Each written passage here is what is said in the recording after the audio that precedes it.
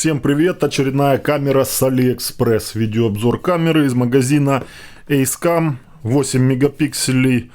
Заказал, ссылку я оставляю, а там ты уже при заказе будешь выбирать, какую тебе надо, там 4 мегапикселя, 8, соответственно, чем больше разрешения, тем дороже камера. Камера, по идее, уже я не помню, что я и заказывал. POE вариант, без POE уже как бы нет смысла заказывать. Это не Wi-Fi, это проводная камера для работы в системе видеонаблюдения, так как она не имеет слота под карту памяти, поэтому идеальный ее вариант работы — это система видеонаблюдения, в которой находится видеорегистратор, может сервер какой-то, но также эта камера, это IP-камера, это мини-компьютер. Есть возможность и работать без видеорегистратора. Редко кто этим занимается, но есть такие люди, у которых компьютер 24/7 работает, там установлена программа VMS или CMS, которая выводит картинку с камер, которая дает доступ в настройки камеры, полностью все. И также сохраняет на папке компьютера, которую вы выделили специально для видеонаблюдения, информацию с камеры по тревоге или же по стоянку, по всем моментам. Но желательно видеорегистратор. И последний видеорегистратор, который я приобрел, то есть с новыми прошивками, с новым железом, также от магазина AceCam, который у меня сейчас работает уже второй день. Все отлично. Установил я в него жесткий диск на 4 терабайта. Также покупал на AliExpress в 2 или в 3 раза дешевле, чем тут у нас в Украине. За 10 дней пришел. На все это я оставляю ссылки под видео. Тем, что покупаю, тем, чем пользуюсь, я вам и показываю. Есть моменты, когда что-то заказал, оно мне не нужно для видеообзора. Я снимаю, показываю вам и продаю в процессе в Украине по цене AliExpress. Модель камеры AceCam 8 мегапикселей 3,6 мм объектив. Обратите внимание, при выборе на странице продавца есть возможность заказать с объективом 2,8 мм. Это широкий угол будет с камеры. С небольшой высоты вам надо много захватить. Поэтому ваш вариант объектива 2,8 мм. 3,6 стандартный. 4К H265 формат сжатия. OnVIF протокол имеется.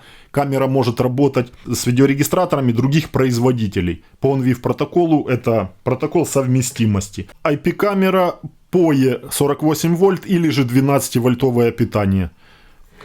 Такой вот вариант. В комплекте нету, уже убрал, нету блока питания, потому что здесь вам дается выбор. Или 48 вольт по одному кабелю по POE, при этом глушится разъем питания 12 вольт, или же 12 вольт. И соответственно сюда кабель подключаем опять же к роутеру. Муфта на RJ45 герметичная, и элементы крепления крепить можно, хорошие дюбели качественные идут и винты. Металлический полностью. Камера полностью металл. Думал вот козырек, щупал его, а это получается литье вместе с корпусом. Такой вот козырек. Камера разборная, видите, корпус полностью литой, и это хорошо, нету здесь ни отверстий, ничего. И кстати, а где ж микрофон? Посмотрим, но я думаю, должен быть микрофон, скорее всего, вот здесь он. Фильтр вот этот, пластмасску снимаем, подковыриваем, и там у нас будут винты. Откручиваем винты, и вот камера выходит сюда, вместе с на стойках модули крепятся. Не буду я раскручивать, в общем-то, легко это сделать, любой может сделать. Выходит камера, помодульно ты можешь ее или дорабатывать, или что там ты хочешь менять вдруг. Также, наверное, двойного назначения LED и K светодиоды под линзами. 3 мощных линзованных, двух назначений, скорее всего. Полностью металл. И кронштейн, все, камера полностью металлическая. Можно сказать, такой себе также антивандальный. Отпускаем фигурной отверткой винты и меняем угол. Также проворачивается и кронштейн, если нужно, отпускаем. Тут отпускаем, и камера также имеет проворот. Фиксируем как нужно, угол выставляем и фиксируем 3 винта. Если раньше камеры шли без активации функции DHCP, автоматического присвоения свободного IP-адреса роутером камере. И также у них не было адаптации под твою домашнюю подсеть. Приходили камеры, вот, например, внутренние ее, то есть по заводу ее IP-адрес, да, внутренний 192.168.1.10, подсеть 1, а у тебя подсеть 0. Ты камеру подключаешь, роутер ее не находит, в домашней сети ты ее не находишь. Нужно было потанцевать с бубном, камеру подключить напрямую блоком питания и напрямую подключить ее к компьютеру.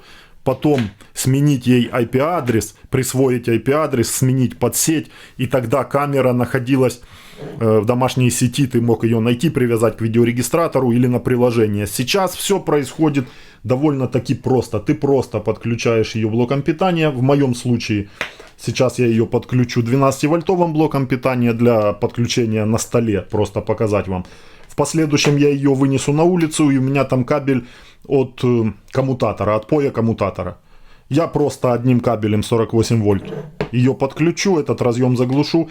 Камера уже будет работать в моей домашней сети без всяких вопросов. Сейчас вот я просто вам показываю это, как происходит, а мог бы я этого и не делать. Просто вынести ее на улицу и подключить кабелем от поя коммутатора без всяких проблем. 12-вольтовый блок подключил, теперь я подключаю кабель RJ45 от роутера, другой конец в свободный разъем роутера или свитча. И подключаю камеру в розетку 220 блок. Камера загружается как обычно, динамика она не имеет, поэтому будет тихая загрузка без голосовых сопровождений. ИК-фильтр день-ночь будет щелкать. Как сразу проверить работоспособность, то есть подается ли на нее питание, можно прикрыть и посмотреть, светятся ли светодиоды. Можно не прикрывать, а посмотреть по индикации на кабеле, подается ли на камеру питание. Ждем загрузки несколько буквально секунд. Камеру можно привязывать как в приложение, так в программу на компьютере, так ее можно и сразу подключать на видеорегистратор. Тут кому что нужно, у кого как работает. И это все можно проделывать одновременно. То есть у вас эта камера может быть и на компьютере в программе открыта, и на видеорегистраторе привязана, открыта также на мониторе. Вы смотрите, ведет видеорегистратор запись жесткого диска на жесткий диск с камеры. И также в приложении. Камера XMI-евская. XMI, ICC, приложение ICC или же XMI, XMI Pro. Как быстро добавить камеру в приложение? Вот, например, XMI я выбрал, открыл, синенький с домиком, плюс жму.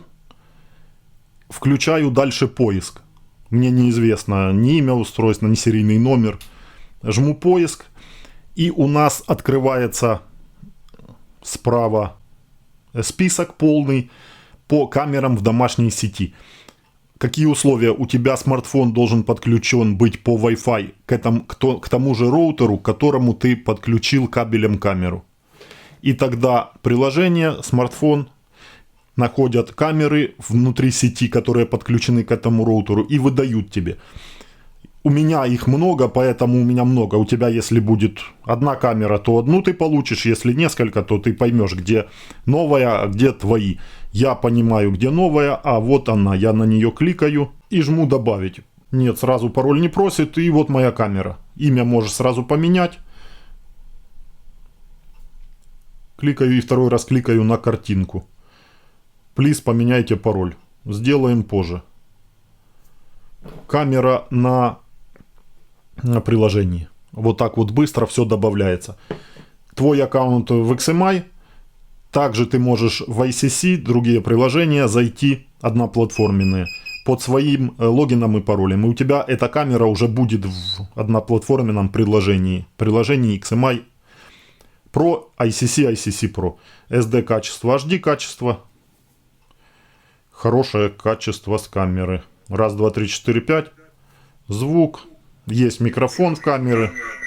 Ну, уже, наверное, нету таких камер, чтобы шли без аудио. Нажав на шестеренку, получаем небольшое количество настроек. В общем-то, то, что нужно. Видео менеджмент, настройки кодирования. И получаем информацию по основному потоку и дополнительному. Разрешение. Есть возможность смены разрешений 4К по максимуму 8 мегапикселей, 4 мегапикселя, 5, 3, 2, 1 мегапиксель. Кадры в секунду при 4К 25. Давайте попробуем поставить 25. Четкость. Также качество можете ставить там от этого битрейт увеличивается или уменьшается. И аудио включить-выключить. Также второй поток D1 VGA TIFF. Все можно также регулировать. И второй поток. Сохраняем. Сохранено. Захожу. Нет, 4К 15 кадров в секунду по максималке. Если хочешь увеличить количество кадров, нужно уменьшить разрешение. Если поставишь разрешение, к примеру, 5 мегапикселей, то тогда есть возможность у нас, наверное, поставить 25 кадров в секунду. Сохраняем. Давайте еще раз перезайдем. Да, 5 мегапикселей, 25 кадров в секунду. Все работает. Нужно тебе по максималке разрешение, ну, ставь по максималке. Ну вот, наверное, идеальный вариант это вот 5 мегапикселей, 25 кадров в секунду. Видеорегистратор AceCam 32-канальный. В домашней сети нашел камеру без проблем. Можно ее как и по OnVIF протоколу находить, так и по внутреннему порту 3, 4, 5, 6, 7. Медиапорт XMI-евский. Что удивило, в общем-то, я уже сейчас зашел на страницу продавца и посмотрел информацию по камере. Сразу я ее заказал из-за того, что это новинка, и из-за того, что цена ее небольшая. Вот за 8-мегапиксельный POE вариант ты платишь $30. Это на сегодняшний момент за 8-мегапиксельное POE. Это нормальная стоимость. Я надеялся, что там будет полный функционал ее и по людям, и по машинам, думал, уже будет, и по лицам. Но нет, нужно читать внимательно описание. Здесь этого не указано. Просто камера не имеет аналитики, а просто есть возможность включить датчик движения. То есть движение по всему. Картинка с камеры. Не сказать, что это супер картинка, потому что, опять же, за $30 вы должны ориентироваться в первую очередь в ценовом диапазоне. Хочешь получить камеру с хорошей картинкой, за $30 ты не получишь 8-мегапиксельное разрешение. Интерполяция есть, скорее всего, здесь 4-мегапиксельная матрица установлена, все остальное интерполяция. С видеорегистратора можно полностью заходить на информацию по камере, полностью совместимость с XMI-евскими видеорегистраторами. Тревога, смарт-оповещение, она у меня на 14 канале, захожу и смотрите, я там могу включить, но ничего больше нету.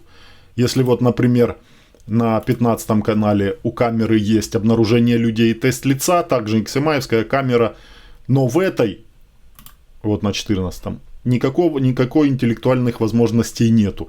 Но та камера, которая имеет интеллектуальные возможности, соответственно, она будет дороже. Поэтому тут такой вариант простейший, кому не нужны вот эти интеллектуальные функции, там по людям, по лицам. Вас устраивает постоянка запись, вот как сейчас это происходит, с нормальным качеством. За эту цену это нормальный вариант. Вот даже можно, если автомобиль не едет, то можно различить номера таким вот цифровым зумированием. Опять же, давайте посмотрим. Настройка, компрессия, 14 канал. Да, я как в 5 мегапикселей поставил, так оно и стоит. 4К давайте поставим. Ну и кадры в секунду сами уменьшатся. Жму ОК. Камера без перезагрузки переключается. Если раньше нужно было ждать перезагрузку, сейчас камера, видите, как переключает разрешение. 4К 15 кадров в секунду. Давайте же посмотрим. Ну, особой разницы нет. Чуть-чуть есть. Чуть-чуть детализация как бы лучше стала. Резкость, картинка стала более резкая, как бы вот детализированная. Но особой разницы нету. Предметы, видите, как движутся нереально, потому что всего лишь 15 кадров в секунду. Это бюджетный вариант камеры. Вы должны это учитывать. Звук есть. Вот воспроизводится, микрофон хороший, как во всех современных камерах видеонаблюдения. Все слышно, что вокруг камеры происходит. Ну вот видите, нету ни фиксации, то есть определения силуэта человека, ни лица, нету ничего. Но такая камера есть, общий план, $30, металлический корпус, аудио.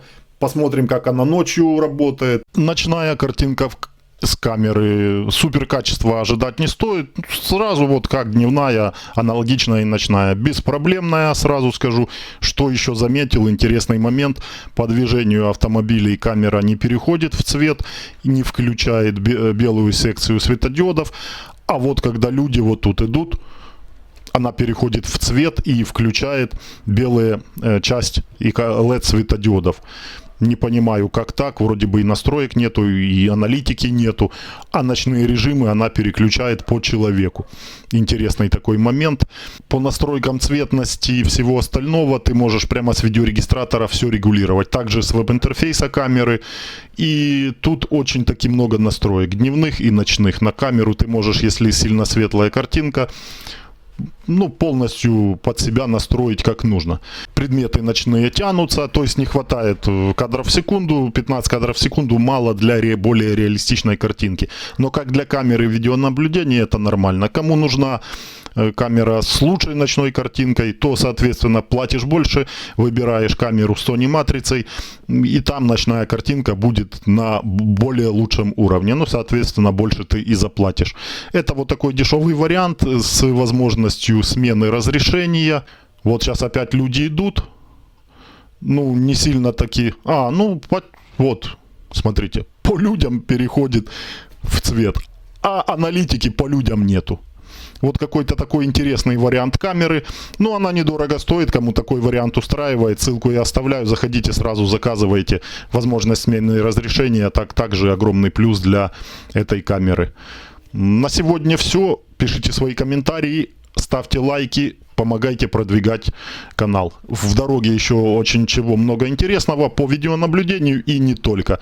И эту камеру я продаю вам по цене AliExpress в Украине. Вот показал, ты увидел, как она работает, понравилось тебе.